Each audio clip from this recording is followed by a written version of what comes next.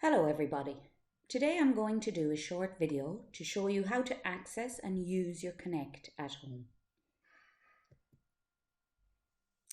The first thing you will need to do when you're accessing Connect is get up a web browser and type in Connect.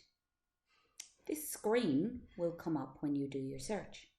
This is where you log in to the Connect portal. You'll have been given a username and password details by the front office. Usually the username starts with a P and a series of numbers. Once you log in, you will have a screen similar to this. I have borrowed parents' login details so that I can show you exactly what it'll look like for you. As for teachers, it's slightly different. You can see here on this screen there are two student names. So if you have one child, you'll have one, two, you'll have two, three, you'll have three, and so on. When you click on the child in question and you want to access their room, the rooms that are available to them will appear at the bottom. Then you will click on one of those to access the Connect class. I will return to that in a moment. On this page also, if you scroll down near the bottom, a very important feature is the Connect Help section just down here. Here you can access a parent flyer for primary, for secondary, and a step-by-step guide for parents. These are very useful if you're unfamiliar with using Connect. Now, once you want to access your child's class, you just click on the class in particular. I'm going to switch to my own class, because I teach in room 15, to show you around what the Connect class would look like. This is very similar to what your screen will look like, with the exception of learners and usage on the bottom. These tabs are only for teachers. All these other tabs on the side, summary, notices, content, discussions, submissions and library, are also available for parents to access and students. The first page is the summary page. On this summary page, you can receive the latest notice that has been posted by the teacher or teachers of your child. This notice you also get as an email notification. If you have the Connect app on your phone, the notices also show up in the app. However, this side panel with all the other features will not appear on the app. So it is a good idea to have the app on your phone to get the latest notice, but also get used to logging in occasionally and looking through these other sections. Usually, if I am adding content, discussion, submissions or library items, I tend to also post it as a notice so that parents and students are alerted to the fact that they can log in and look through these areas. As we scroll down the summary page, one of the other useful components of the summary page is the links. You will see for my class I have included a range of web links that I think will be useful for them to use.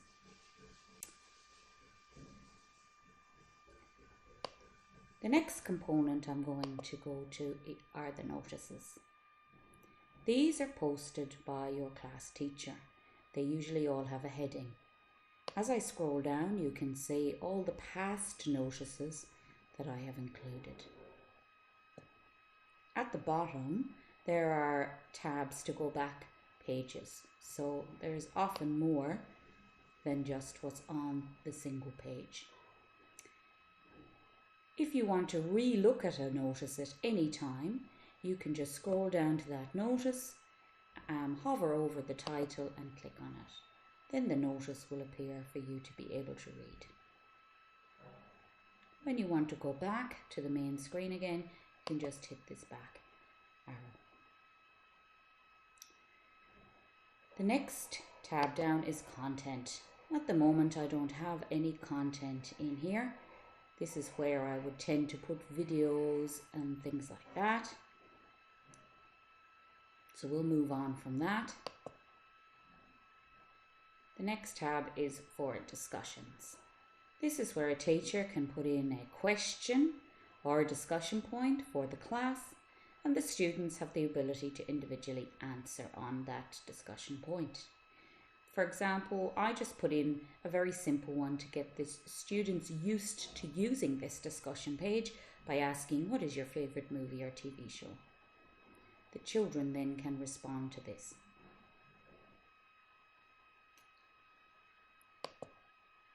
The submissions tab is where a teacher can upload an assignment or a piece of work that they want the student to do, and then they want to receive that work back. As you can see, I have an example here where we were completing a PowerPoint in class.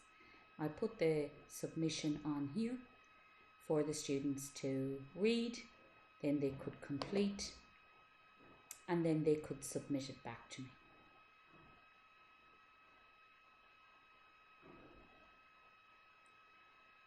The last available one on here is the library. This one's probably the most important one for the students and the parents to be able to access initially. This is what it looks like in my class at the moment. This is where I put in any information that I want the kids to be able to access from home. For example, I have a maths folder. If I click on the maths folder, I have a series of folders in here on lessons that we've already covered in class. If I click on this lesson, for example, I have just added a few extra worksheets for students who want to practice that skill again at home. When I've had enough of that, I can click back and back again, and I am back in the library. A couple of other things to note are the following. As a parent, you will have a username and password to log in to Connect. So do your children. They use their username and password that they use at school for logging onto our school computers. So they can also access Connect themselves to be able to use it. When they access Connect themselves, up in this top corner, they have an email account through an education email, and they can access their email through this when they want to email the teacher or attach and send work that they've been asked to do via email.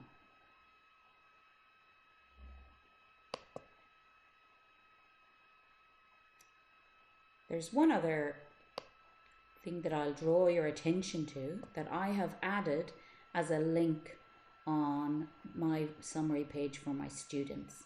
And this is the Applecross Primary School useful links for students while working at home. I'm not going to click on this link.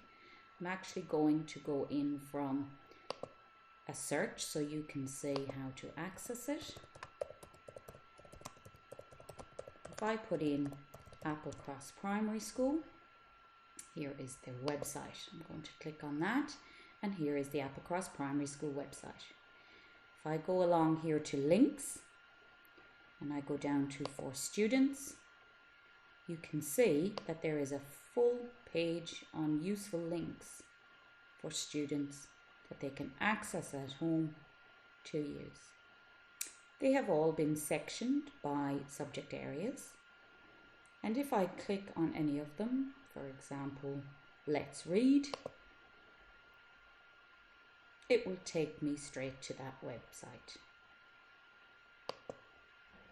It's a very useful tool to be able to access from home as well as your Connect.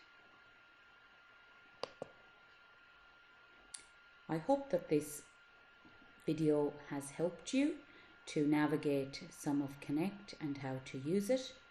As I've already said, If you need to access more information, please use the user guides that are on the cover page of your Connect login page.